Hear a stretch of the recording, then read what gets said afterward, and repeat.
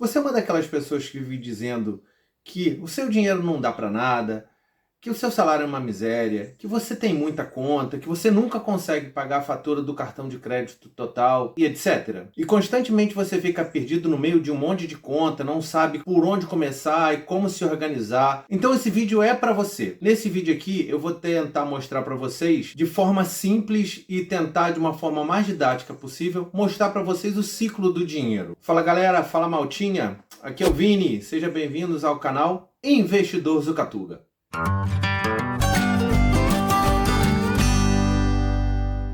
Bem, a questão de saber lidar com dinheiro e das dificuldades de poder saber como utilizar ele de forma correta e tudo, muitas vezes é falado aí, seja aqui no YouTube, seja em alguns lugares, que a influência é a questão do poder de compra da moeda. Muitas vezes é sim o poder de compra, né? Quanto maior o poder de compra de uma moeda, menos dinheiro, menos moeda você precisa utilizar para adquirir os bens de consumo ou pagar os seus serviços. Mas, no meu ponto de vista, isso tem muito mais a ver com o tipo de vida que você leva, com o estilo de vida que você leva e com seus hábitos de consumo. Tem muito mais a ver como você utiliza o seu dinheiro do que o quanto ele pode comprar. Bem, como a maioria de vocês já sabem, né, a não ser que você tenha caído de paraquedas nesse vídeo, eu estou morando aqui em Portugal há 6 anos. E eu já recebo em euro e eu também tenho todas as minhas despesas, todos os meus custos, gastos em euro. Então, gente, o poder de compra da moeda tem sim influência com relação à minha gestão financeira, mas o maior peso não é dessa questão do poder de compra ou da força da moeda. Tem muito mais a ver como eu utilizo o meu dinheiro e principalmente com relação aos gastos e aos custos. Conforme os dados do site da Agência Brasil, cerca de 73 milhões de brasileiros têm algum tipo de dívida ou estão com o seu nome associado ao Serasa, que é o Serviço de Proteção ao Crédito no Brasil. E eu não estou falando de financiamento, gente. Eu estou falando de algum tipo de dívida que as pessoas adquiriram que não estão conseguindo pagar. Seja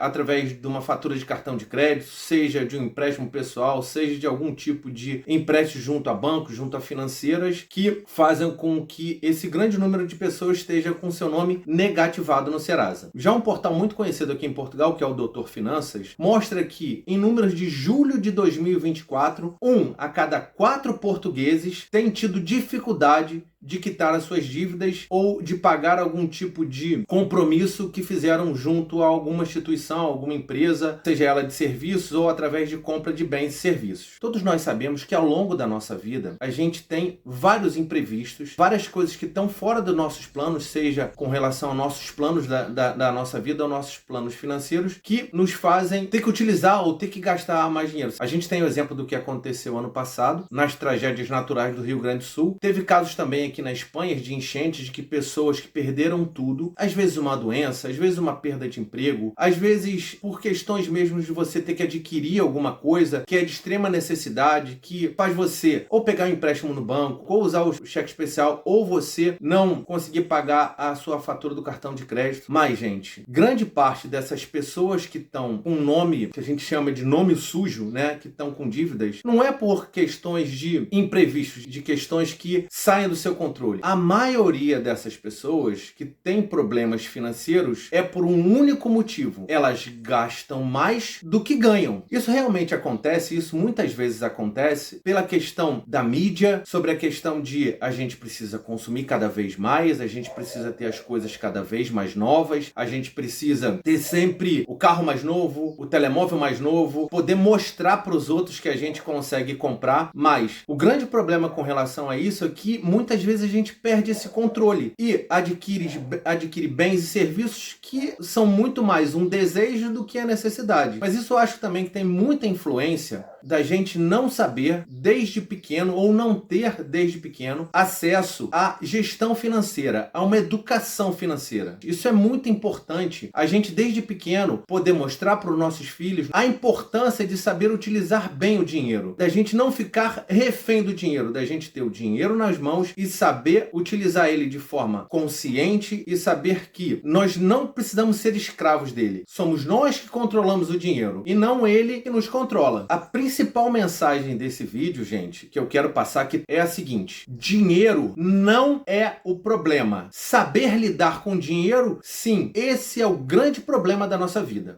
Então, galera, através dessa apresentação, eu vou falar um pouquinho para vocês sobre conceitos fundamentais das finanças e sobre o ciclo do dinheiro. O primeiro conceito importante, e básico é o conceito de receita. O que é receita? Simplesmente tudo aquilo que a gente ganha, todo e qualquer dinheiro que entra no nosso bolso. Se bem que hoje não tem mais dinheiro, não tem mais bolso, Hoje em dia, basicamente tudo é eletrônico e tudo através dos bancos, ou seja, é todo o dinheiro que entra na nossa conta no banco. Para quem trabalha, a principal receita é através do seu salário. Para quem já é formado, aposentado, reformado aqui em Portugal e aposentado no Brasil, o principal tipo de receita provém da aposentadoria. Para aquelas pessoas que recebem algum tipo de benefício também, seja no Brasil, através do Bolsa Família ou outros benefícios do governo, ou aqui em Portugal, através de algum benefício da Segurança Social. E para quem é empresário, ou empreendedor, ou microempreendedor, através do seu prolabore, que é o salário do empreendedor, e através também dos lucros da sua empresa.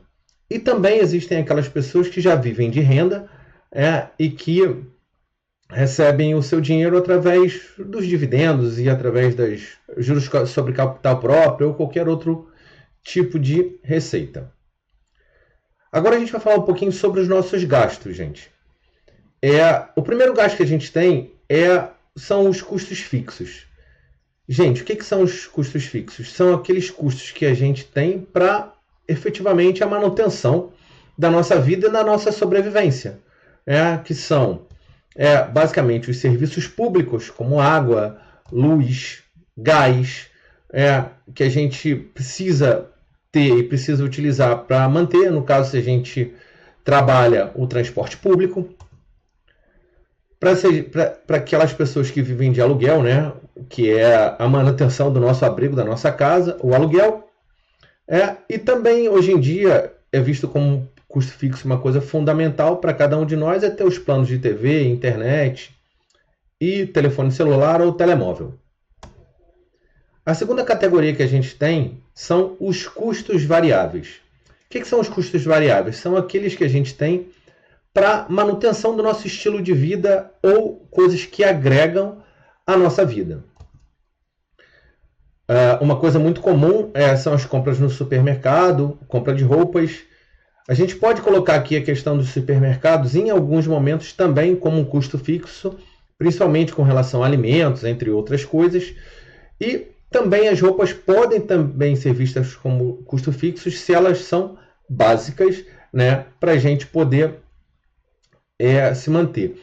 Quando eu coloco aqui em custos variáveis, tem a ver com aquelas roupas que a gente compra em excesso, em demasia. Outro custo variável para mim também aqui são nossas viagens, qualquer tipo de entretenimento, um cinema, um teatro ou qualquer outro tipo de entretenimento. E como a gente também é filho de Deus, de vez em quando a gente ir no restaurante, almoçar, jantar, se encontrar com amigos, um happy hour, qualquer outro tipo de custo referente à manutenção do nosso custo de vida, como eu falei para vocês. E a terceira categoria dos custos são os investimentos, que, no caso aqui, o financiamento do nosso apartamento é visto como um investimento porque é um gasto que a gente vai ter para depois isso se tornar um patrimônio para nós, ser agregado aos nossos bens. Um curso, uma universidade, ou o próprio estudo dos nossos filhos é um investimento na educação para um futuro nós melhorarmos profissionalmente ou nossos filhos serem bons profissionais.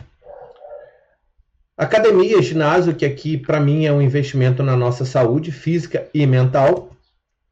E o financiamento do carro que eu coloquei aqui são só exemplos, gente. O financiamento do carro que eu coloquei aqui como uma interrogação, e eu coloco uma interrogação porque se a gente utiliza e compra o carro só com uma questão de status, né, ele é visto mais como um custo variável. Mas se a gente utiliza esse carro para, por exemplo, fazer trabalho de motorista de aplicativo, de Uber, ele é um investimento, ou seja, a gente adquiriu aquele veículo que vai gerar uma receita para nós. Aqui, gente, aquelas pessoas que conseguem ganhar mais, quer dizer, aquelas pessoas que conseguem fazer com a sua receita, ou seja, o que ganham seja maior do que gastam com seus custos, essas pessoas têm o nome de poupador, ou seja, pessoas que conseguem poupar dinheiro. Já aquelas pessoas que têm o custo maior do que a receita, ou seja, gastam mais do que ganham, elas são devedoras, ou seja, têm um saldo devedor no banco ou devem a alguém. Nesse processo de devedores, poupadores, tá? Um personagem muito importante aqui são os bancos, que são os bancos que fazem a ligação entre esses dois personagens. Por quê? O poupador, ele deixa o seu dinheiro no banco e o banco utiliza esse dinheiro de alguma forma e esse poupador busca investir esse dinheiro através da poupança, através do CDB, que é o Certificado de Depósito Interbancário. Uma vez que o banco esteja com posse desse dinheiro dos poupadores, ele empresta dinheiro para os devedores, seja através do cheque especial, seja através do empréstimo pessoal ou através de financiamentos, entre outros tipos de produtos que os bancos têm. E eles fazem isso, gente, a um juros bem alto. Tem bancos que emprestam dinheiro a 10% ao mês. E se a gente estiver falando de cartão de crédito, os juros é 25% ao mês. E eles remuneram o investimento do poupador a juros bem baixos, às vezes 0,5%, às vezes 1% ao mês. Essa diferença, esse ganho, essa diferença entre o percentual que se empresta o dinheiro e o percentual que se paga de juros aos poupadores, a gente chama de spread. E qual a principal missão desse vídeo aqui para vocês, de ajudar vocês? É você deixar de ser um devedor e você se tornar um poupador. E qual é uma forma, outra forma ou as duas formas, que é o melhor cenário para a gente fazer isso? Primeiro, é a gente aumentar a nossa receita, se a gente é trabalhador, através de um aumento de salário, através de uma troca de emprego, através de uma promoção no nosso emprego, buscar uma renda extra, seja através, hoje em dia a gente tem várias opções para ser motorista de aplicativo, através de você gosta de andar de bicicleta, se você tem uma moto, uma mota, como chama aqui em Portugal, através de serviços de entregas, né, de delivery, ou através das redes sociais, né, através do marketing digital, através de ser youtuber, através das mídias sociais, como a gente tem aí muitos influencers. E a segunda forma, que eu acho que é a mais importante para a gente se tornar um poupador, é a gente buscar diminuir os nossos custos.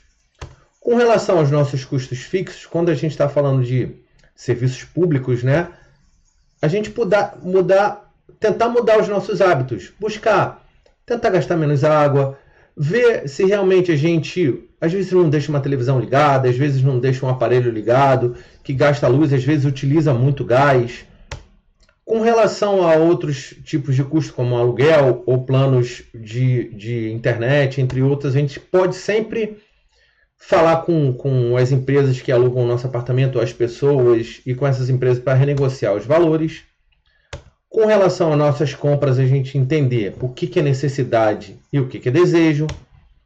Com relação ao nosso entretenimento, gente, a esses tipos de custo, eu acho muito importante a gente não parar por um todo, porque isso faz bem para a nossa mente, para o nosso corpo, mas é importante a gente estabelecer um orçamento mensal para isso, que seja R$ 500, 500 euros, R$ 1.000, ou seja, a gente estabelecer um orçamento mensal.